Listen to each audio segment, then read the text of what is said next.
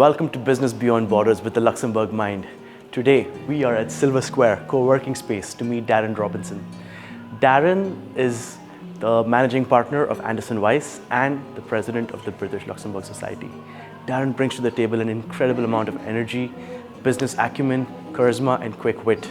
This makes him quite sought after for panel discussions, interviews like these, or a drink at the bar. Let's go see what makes Darren so special.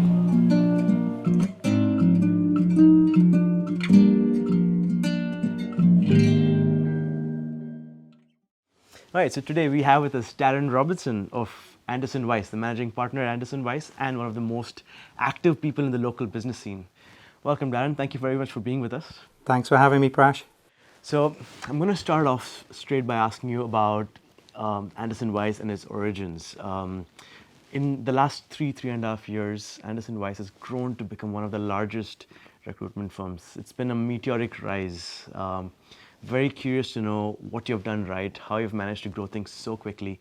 I'd also love to hear a little bit about your transition from the industry into setting up something of your own. You know, how do you move from having a job to entrepreneurship and things on those lines? Yeah. Some good questions.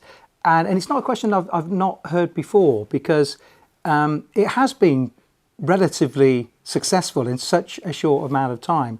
But I think I'd probably put that back to the fact that I've been practicing to do this for 15 years in Luxembourg. You know, I've been in the industry now since 1996, so I know the industry in and out. And of course, Luxembourg, I know incredibly well. So I think both myself and the team of individuals that I now work with under the Anderson Weiss Brown, we've been working together for between 10 and 15 years in Luxembourg. So I think that's probably one of the first initial things is we know the market very well already. I've not moved into an industry sector, you know, that was new. And also, what I've not done, I've not hired anybody that I didn't know previously. So when you have a team that you've worked with for so long, you trust each other, you know each other, that has certainly helped. And I think one of the first things that we did that not a lot of people do, and that is we first went with critical mass. And that is, on day one, there were 8 of us working in the office. Now, traditionally in my sort of sector, somebody moves into it usually on their own or with one other, and then gradually over time, add another, and 10 years later, you have your critical mass. But we decided to do that earlier, and it worked. And now, you know, we're a team 3.5 years later. There's 13 of us now working out of the Luxembourg office. That's incredible. It makes me wonder, you know, given that there was an established market, there were already other players, you know, you had to break through all of that. So it makes me wonder, what were some of the biggest challenges that you encountered in this? How did you break through the market? How did you overcome these challenges? Yeah, I think, you know, a lot of people sometimes have asked me, did you rebrand? Mm-hmm. Because, of course, you know, I was with a relatively well-known brand before that I'd, you know, been building up for the last 15 years. And sometimes it's just easier to say yes. We rebranded, but of course we didn't. We set up a new brand, and I think what the difference was, or at least the difference that we had, is the brand isn't actually that significant. The individuals that represent the brand are significant, and I think that's where, you know, if I was brutally honest, my previous employer made the mistake. I mean, I was fired from the organisation. I was somebody who had been with the organisation for 15 years, a loyal, a corporate guy. You know, I would have never have done this myself. So in a way, I probably needed that to happen. And when I do look back, although at the time it didn't feel like it, it was the best decision I never made. Somebody made the decision for me, and it's resulted in such a rewarding position that we're in right now. Incredible. That's incredible. What a fortuitous turn of events. It is, yeah. And if I can ask you, who is Anderson Weiss? Where did the brand come from? Yeah, it's an interesting one because a lot of people think it's, you know, is there an owner behind it? There's not. We are the owners of the firm. It's a local independent firm, and the name came about. And I'll be, you know, again, brutally honest, it's a made-up name. And I wanted to have a powerful name like some of the other firms in the market that are not based in Luxembourg, but they're about like an Egon Zehnder, like a Heidrick and Struggles, this type of brand. So I knew that I needed two strong names to represent the firm. It's a tradition that's been going along with search firms for a long time. And I also wanted it to begin with A. Right. And I wanted it to begin with A. It was mainly because I know that when, let's say, a company is looking to set up in Luxembourg, they already have an operation maybe in London, and they will ask somebody, go to Luxembourg or do some research and give me a list of recruitment firms that we could utilize over there. And that list comes in an alphabetical order, which means that Zebra Recruitment has never had any work called into them. Yeah. So I knew it needed to begin with A. And I started looking at names. And one name that popped in to, let's say, my Google searching was Anderson. And the name resonated with me. And I remember at the time I was at home doing the research, and my wife walked past my desk at home, and I said, what do you think of the name Anderson? She said, I like that name. That's a strong, powerful name. I said, I'll do some research just to make sure there aren't any serial killers called Anderson. And I did the research, and I discovered that the Anderson name it's a family name, a clan from Scotland. Okay. And the Anderson clan comes from a specific area in Scotland called Badenoch. Okay. Now, Badenoch was the name of the firm that I had just left, and the name of the firm that all of my staff are from.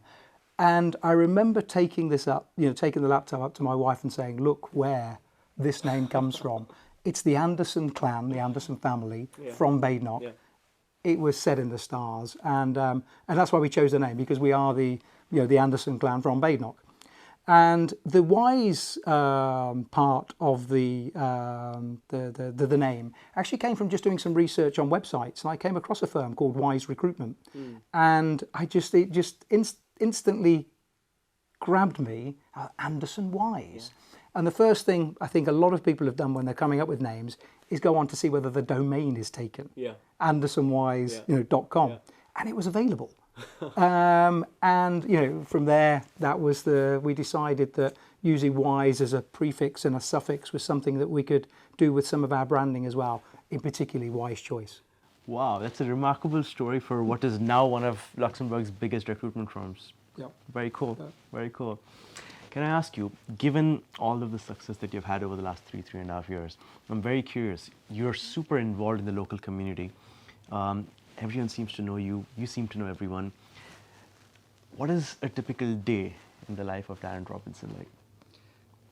It's difficult to say there's a typical day, because the day is very different. And you're right to say there's a lot of work that I do with associations. So I'm not only a member of a lot of industry bodies and associations, but I do sit on the council, for the British Chamber of Commerce. Yeah. I'm a secretary for the British Luxembourg Society, a founding member of the Luxembourg United Kingdom Business Club. You see the theme of British along these lines. But there are some other associations that I get involved with, like the LPEA, ALFI, AL3A, and they do take a little bit of my time. But I think one piece of advice actually is for those that do want to, let's say, brand themselves and be visible. And I remember when I first came to Luxembourg, which first arrived 2004, relocated here permanent in 2006, and I got involved with the British Chamber of Commerce. It was the most natural thing for me to join, and I utilised the British Chamber as a platform where I could brand by association. So I've been on the council for quite a long time now. And the win for the British Chamber was, I was attracting members. Yeah. And the win for me was, by being associated with the British Chamber, led to some, good reputational ties. Yeah. So, and I've continued to do that, throughout the last 17 years I've been in Luxembourg, is utilising that branding, by association with other good quality names and associations to that stage now where some are coming to me to borrow my brand a little, which is fabulous. Yeah. I remember at the British Chamber of Commerce annual Christmas lunch, there were special tables reserved for Anderson Wise. Yeah, we have something that I call the influencer tables. And that is something where, to help our brand and our image. And it's a great event. The Christmas lunch with the British Chamber is one of the keynote events. Over 200 people attend. The ambassador gives a keynote speech, and it's a lot of fun. And the three tables that we have, so it's 30 people, and they are the heads of the associations that that I need to still be well known within, and it's a little bit of, I suppose, a reward for them for the service that they do for Luxembourg as well. Yeah, and I remember when we recently released the top 100 most influential people in Luxembourg, at least a lot of the top 10, top 20 people seem to be at that event at your table. Yeah, it's right. I actually made the comment was, if you weren't on the influencer tables, you probably wouldn't get into the top 100. Very cool. Very cool. Can I ask you? So you said you first came here in 2004. You relocated in 2006. What was that? What was that journey like for you? How's your experience with Luxembourg been so far? Yeah, I've got to say it's been a fabulous journey. When we first arrived, I actually landed in Diekirch, and for those that don't know, they call it the second capital, or the capital of the north, I should say, because probably Esch is probably the second capital, but the capital of the north. And I must admit, I've still got a soft spot for Diekirch, but at the time, it was still quite a journey to get into the city where the office was. And I remember the real estate guy at the time, told me it's fine. There's a motorway coming, and it did take many more years for that motorway to actually get built. So I was there for about 18 months, really warmed to the place, and then I moved closer to the city after that. But when I suppose that journey over the last 15 to 17 years has been really interesting because being British, having English as a mother tongue, the development of the English language within Luxembourg has really changed. So, starting a business, if I had started my business, when I first arrived, that would have been really tough because there weren't many options or to be able to understand the requirements necessary to start a business in Luxembourg in English. It would have been in French. And I wouldn't have been able to, or at least I'd have had a very difficult time doing it. Now that's really changed. It's changed where, we now see that English is very well spoken. Yes. So I remember, even 10 years ago, I'd walk through Auchan shopping centre, and if I heard somebody speak English, I would turn around and think, I must know this person. But now, it is the lingua franca across many nationalities. So I hear it much more often today. Yeah, you see a lot of government documents with English in them now. Yeah, absolutely. You call phones and prompts are in English these days. Yeah. And I think the one thing, I started my family here. So, we have one boy, he's 13, and he's gone through the local school system. Yeah. That was something that, somebody reminded me, the advice was, send your child to a local school system if you're going to stay here. Yeah. Otherwise, you might be a taxi driver to visit friends all over Luxembourg if you went to the international schools. And that's been really, I think, really good because the integration within the local commune has been incredibly easy because I've had, a native Luxembourger that I've grown, let's say, within the family. Yeah. And, as you know, the English are not, let's say, very well known for their linguistic skills. I do have one at home that speaks 4 languages. That's excellent. So now if you ever get stuck with Luxembourgish, French, German, you have someone in the house to help you with that. Absolutely. Yeah, cool. Yeah. How do you envision this relationship panning out over the coming few years? How do you, you've built a platform here. How do you envision yourself building upon this further? Yeah, and in Luxembourg in general and what we can do for Luxembourg, I think there is a lot that Luxembourg do for themselves. Yeah. I think when I look at, because my business is about talent and about placing talent into firms within Luxembourg, and if we talk about attracting companies to Luxembourg, I think the ecosystem has done an incredible job. They do an amazing job. Yeah. Look at what Alfie do with their roadshows. Look at what Luxembourg for Finance do. Yeah. To attract business to Luxembourg, they've just done an outstanding outstanding job. Where I feel that I could help, and Anderson Wise can help moving forward, is doing more with the talent attraction.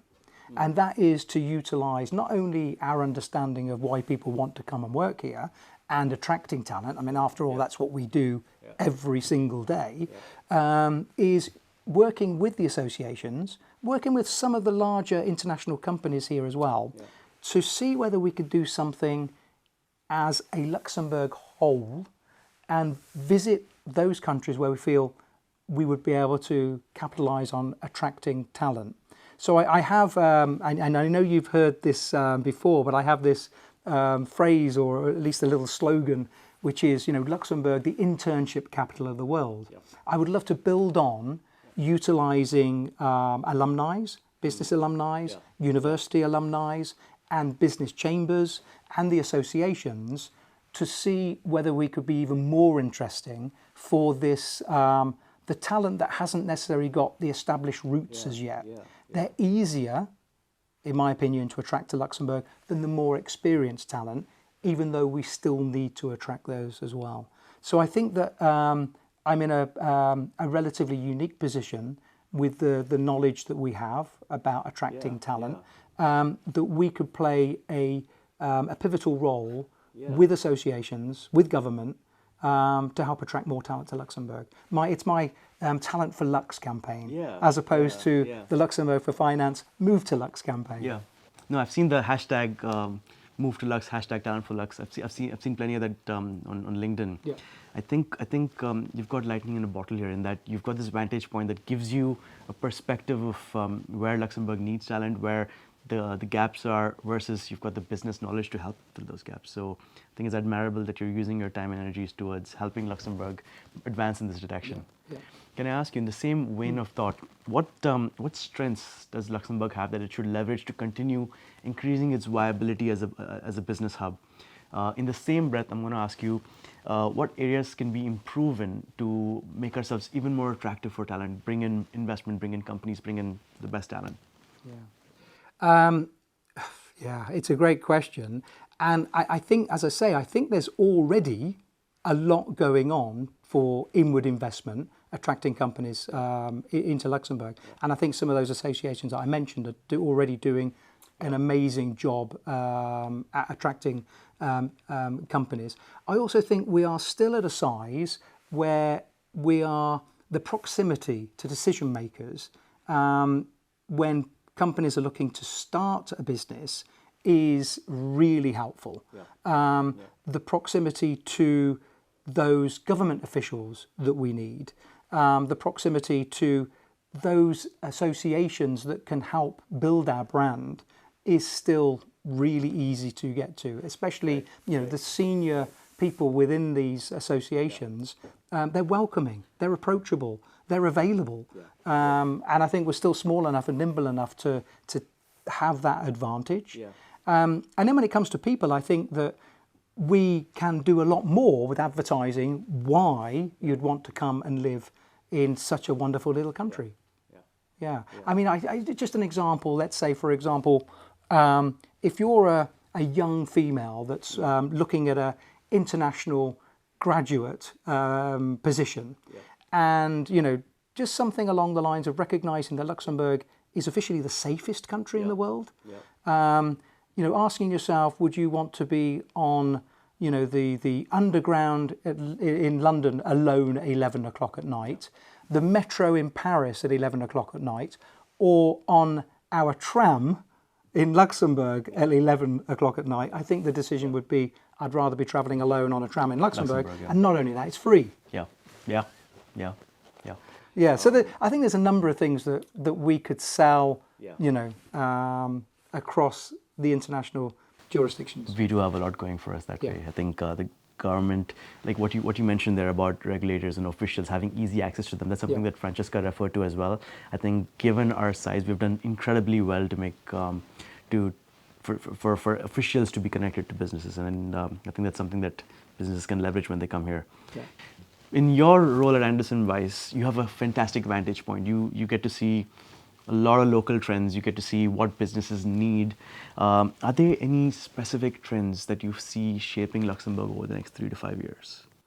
Yeah, I think there are some new industries that I think are going to be particularly interesting in the next 3 to 5 years. We still haven't finished yet with those traditional industries that that we see, of course, within finance. I think that with more regulation comes more opportunity, certainly for a business like mine. I'm probably one of the few sectors that embraces substance more so than others, because of course it means more headcount, and what that means is more opportunities for a business like mine. But I think there are also other new industries that are arriving. So even last week we received our first mandate from a company in the space sector, which we've never worked in the space sector before. So it was very rewarding to win that mandate, based on the fact that we know recruitment, we know it very well, but we don't know that sector well. So it's so that was really rewarding. But I think if you look at where that sector could go, will take us back 5 years to when the fintech businesses started to arrive in Luxembourg, and we know that the Loft celebrated their 5 years last year, and look at how much that ecosystem has evolved. It's incredible. People, when we talk about Luxembourg, we now talk about fintech, where within 5 years we didn't. And I think we will then begin to talk about Luxembourg as the space sector in 5 years. But there's also those other techie spaces, the biotech, the health tech. We're starting to see a lot more interest and demand for this. So I do see these are the new industries that are becoming. But I would still not ignore the markets that I'm still active in, which is of course within finance in particular. Yeah, I think it's exciting that you're getting into the space industry. Hopefully this brings a lot more to Anderson Wise. I hope you can grow from here even further. Yeah, because we don't need to necessarily say the sky's the limit anymore, do we? Exactly. Yeah, to infinity and beyond. Yeah. Cool. What I'm going to do now, I'm going to do something interesting. We're going to do a rapid fire round where I'm going to pose 2 options just to see how you're feeling in the spur of the moment. There are no right or wrong answers. It's just about how you feel about the 2 options. So, okay. Option 1, working with CEOs versus working with young professionals. Young professionals. Oh, working with banks or working with funds? Funds. Summer in the UK or summer in Luxembourg? Oh, I will have to say the UK, because I like the sea. Cool. Yeah, we don't have a sea here.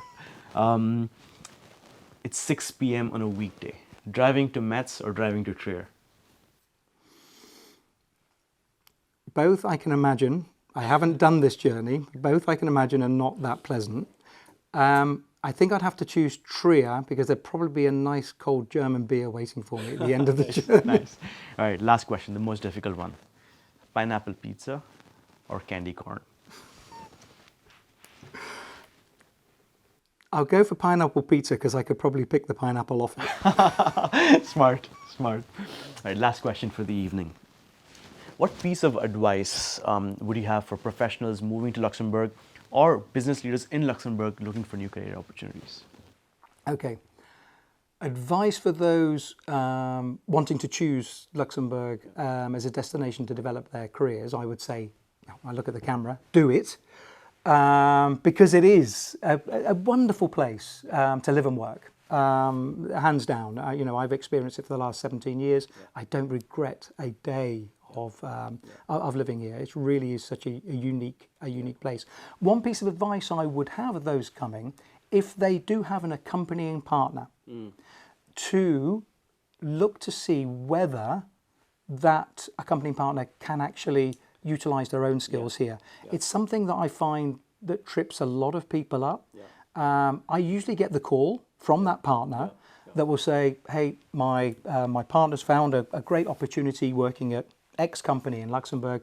Now I was recommended to give you a call because now I'm looking for something. And I'll say, so tell me a little bit about yourself, what do you do? And you know, they can be saying things like, well, I'm a marine biologist. And this isn't the place for marine biology. And I think if somebody had known that some occupations here, they're just not here, then to just be more realistic about what your partner is able to do here. Because if one of you is not happy, you know, it's not going to be a happy place to live or work. So look after your partner, find out what opportunities are available for them before you accept an opportunity here. That would be my recommendation. Fantastic. Yeah. So in addition to recruitment advice, you're also doing marriage counseling now. You're right, it is. You know, you've got to have a happy home as well as happy work and a happy life. Cool. So I think on the second part of the question was about developing careers for those that are here. Yeah, business leaders in Luxembourg that are looking for career transitions. Yeah, and I think that, you know, the one thing I use this phrase a lot, which is, it's not what you know, it's not who you know, it's who knows you. Yeah. And in Luxembourg, that's really achievable. Yeah. It's achievable both online and offline. Yeah. And in both, whether we're on a LinkedIn social media platform or whether we're out networking, because of the proximity of senior people in Luxembourg. So my advice would be to network harder, become more visible. For the more senior, of course, that means taking, when somebody like yourself calls up and said, would you like to be on one of my panel discussions? You say yes, to create some visibility about yourself, about your brand, and about the brand of the organisation you're working for. It's a win-win all the time, giving something back for those that want to learn, and also for your own personal branding. And then, of course, there's some career-enhancing education that can be had. You know, I know you're actively involved in INSEAD, so of course, you know, these are the places where not only will you learn, but also you'll meet some like-minded people that could also help advance your career. Yeah, fantastic, Darren. This has been a pleasure. Thank you very, very much for your time. I'm sure your advice and your stories will be very, very appreciated by all of viewers. Great. Thank you for having me.